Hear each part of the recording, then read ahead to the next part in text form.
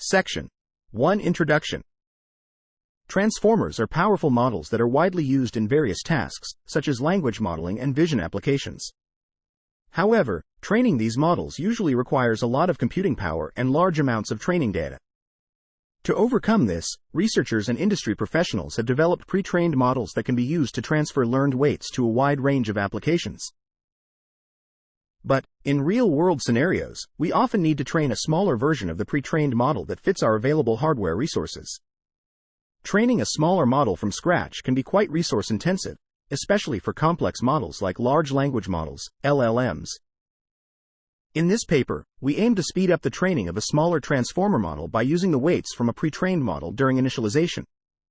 We call the pre-trained and smaller models the parent and destination models, respectively. The destination model has fewer layers and/or smaller hidden dimensions per layer than the parent model. Our main question is, can we transfer the knowledge from the parent model to the destination model? In other words, can we speed up the training and potentially improve the accuracy of the destination model by initializing it with weights from the pre-trained parent model? We call this process of transferring weights, weight subcloning. This concept has been explored in different contexts, such as knowledge distillation, weight sharing, also known as supernet training, and pruning. We will discuss each of these research areas and their relation to our solution in the next section. However, our findings show that weight subcloning is a cost-effective method for speeding up the training of transformer models. In summary, our paper makes the following contributions. 1. We introduce the concept of weight subcloning for transformer models. This is useful when we have a pre-trained network and want to train a smaller destination network.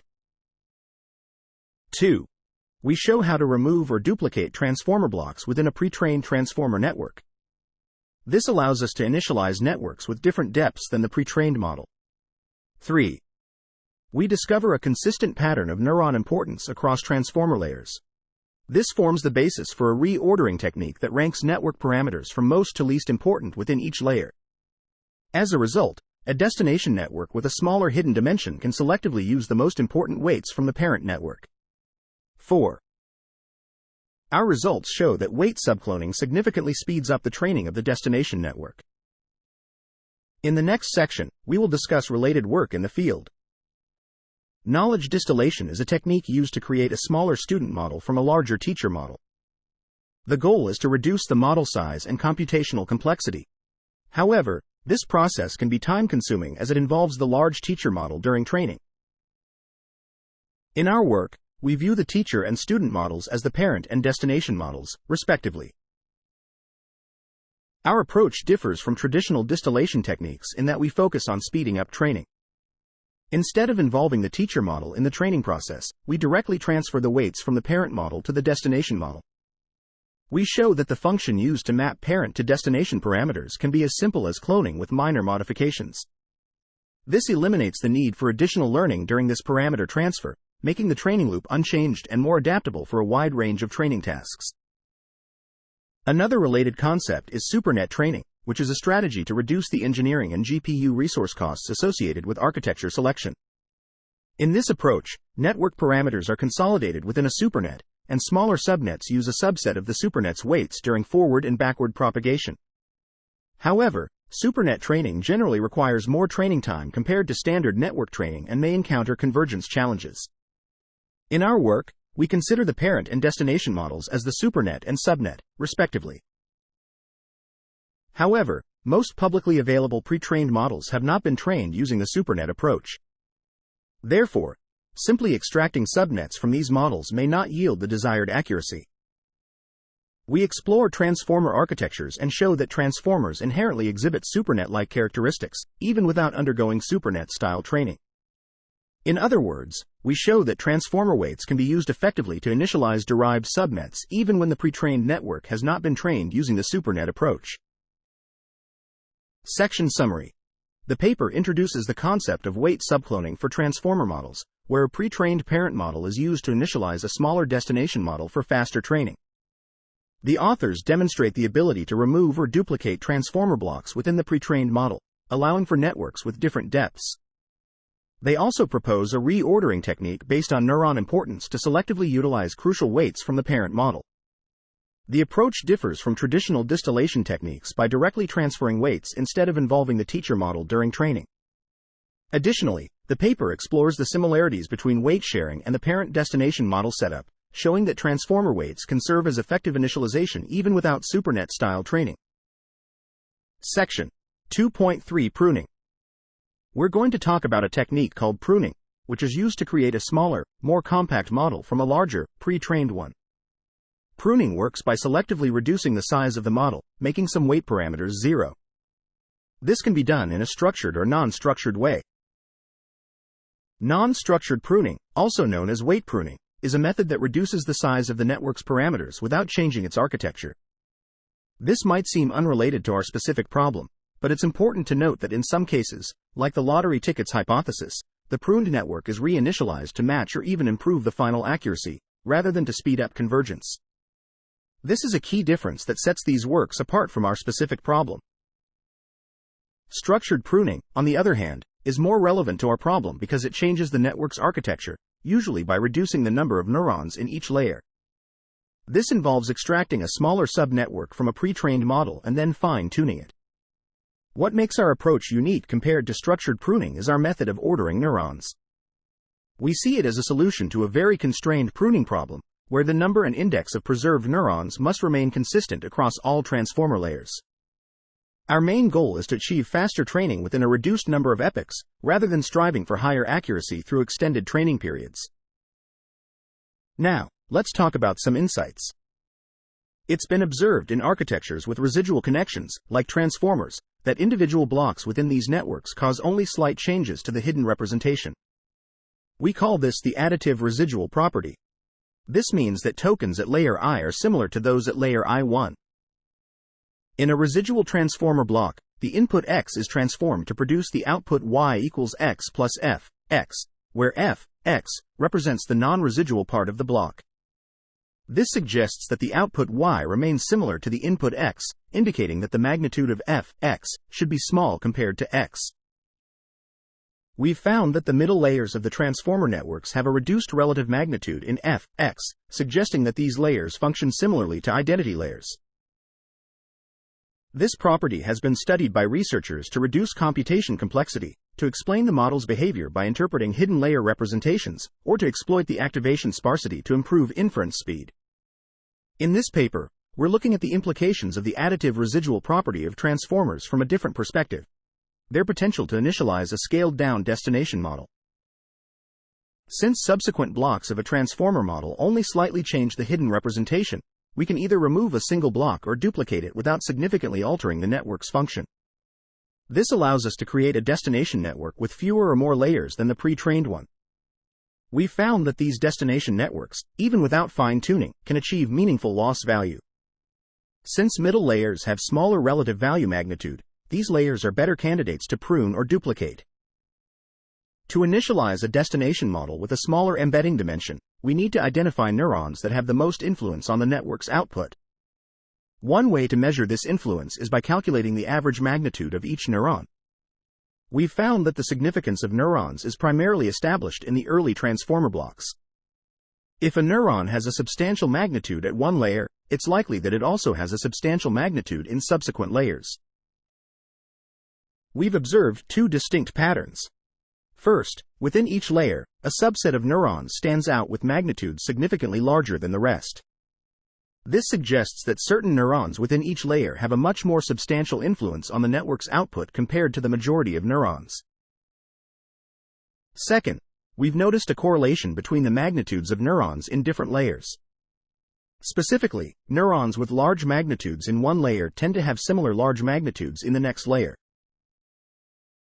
These observations help us assess the importance of neurons consistently across all transformer layers, which aids in determining the most suitable weights for initializing the destination model. We'll provide a systematic method to achieve this in a later section of this paper. Section Summary. Pruning is a technique used to reduce the size of a pre-trained model by making some weight parameters zero. There are two types of pruning: non-structured pruning, which reduces parameter size without altering the architecture, and structured pruning, which modifies the network's architecture by reducing the number of neurons in each layer. Our approach focuses on achieving faster training within a reduced number of epochs, rather than striving for higher accuracy through extended training periods. Additionally, transformers exhibit the additive residual property, where the output remains similar to the input, indicating that the magnitude of the non-residual part of the block should be small compared to the input. This property allows us to remove or duplicate individual blocks without significantly altering the network's function, making it possible to create a destination network with fewer or more layers than the pre-trained one. Furthermore, by analyzing the average magnitudes of neurons in different layers, we can identify the most influential neurons and use them to initialize a destination model with a smaller embedding dimension. Section 4. Methodology. Let's imagine we have a parent network made up of n blocks, which we'll label as A_0, A_1, and so on, up to A_n1. This network takes an input x, which is a three-dimensional array with dimensions b, the batch size, t, the length of the token sequence, and d, the dimension of the token embeddings. The network processes this input by passing it through each block in sequence. Our aim is to create a new, smaller network, which we'll call the destination network. This network will also have blocks, which we'll label as A_0, A_1, and so on, up to A_n-1. But there will be fewer blocks in total, n is less than n. To create the destination network, we need to take a subset of the parameters, weights, biases, and normalization parameters from each block of the parent network and use these to initialize the corresponding block in the destination network. For the weights in the linear layers, we need to take a subset of the rows and columns of the weight matrix. For the biases and normalization parameters, which are vectors, we need to take a subset of the vector elements. To get the best results, we first rearrange the rows and columns of the weight matrix so that the most important weights are included in the subset we take. We also rank the output neurons of the linear layers based on their importance. We do this by running the network on a small subset of the training data and collecting the absolute values of the outputs at each layer. We then average these absolute values over the batch size and token sequence length to get a score for each neuron. We find that some neurons have much higher scores than others, indicating that they play a more important role in the network's output. We therefore prioritize these high-scoring neurons when creating the destination network. In the attention layers, we rank the attention heads rather than individual neurons. We calculate a score for each neuron after the softmax operation, then average these scores to get a score for each attention head. Again, we find that some heads have much higher scores than others, indicating that they are more important. In the residual blocks, we need to ensure that we remove neurons from the same positions across all connected layers to maintain the network structure. To do this, we calculate a combined score for each neuron across all connected layers and use this to rank the neurons.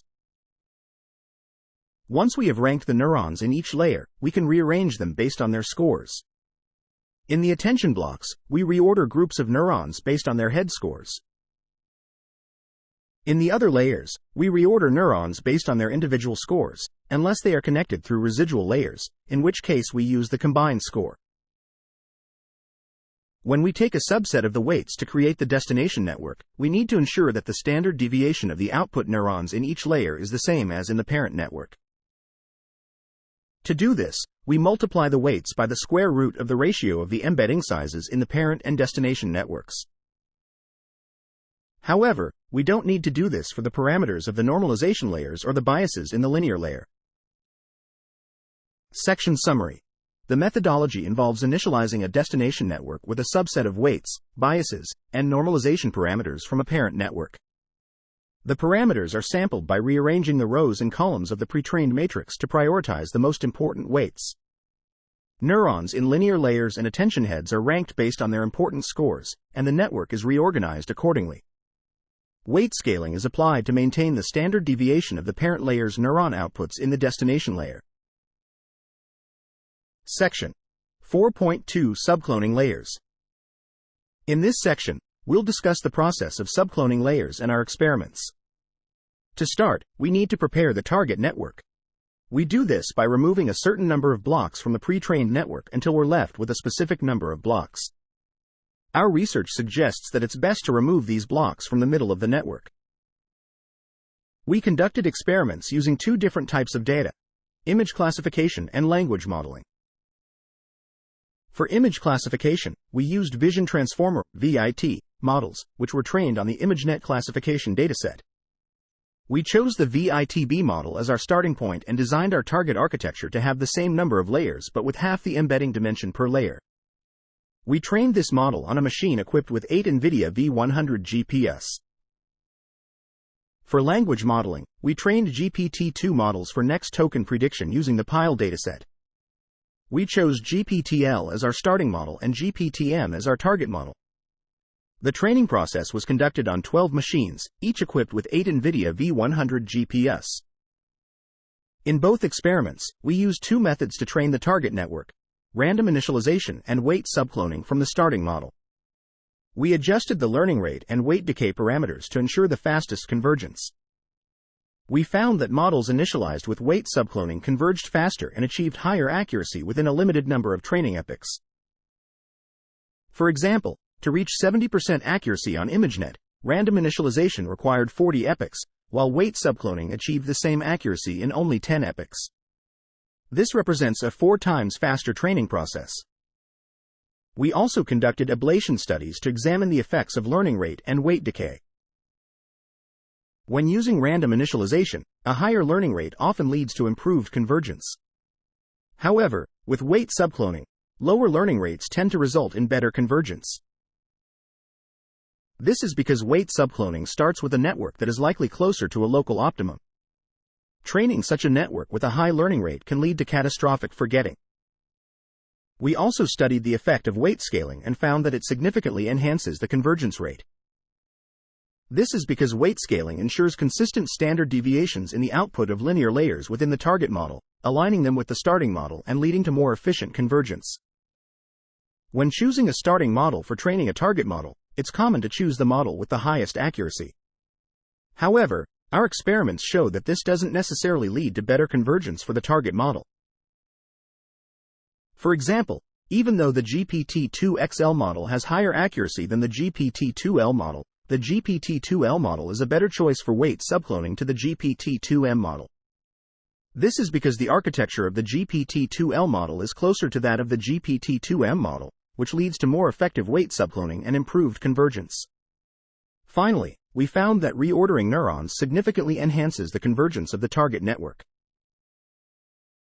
This process involves rearranging the neurons in the network to improve its performance.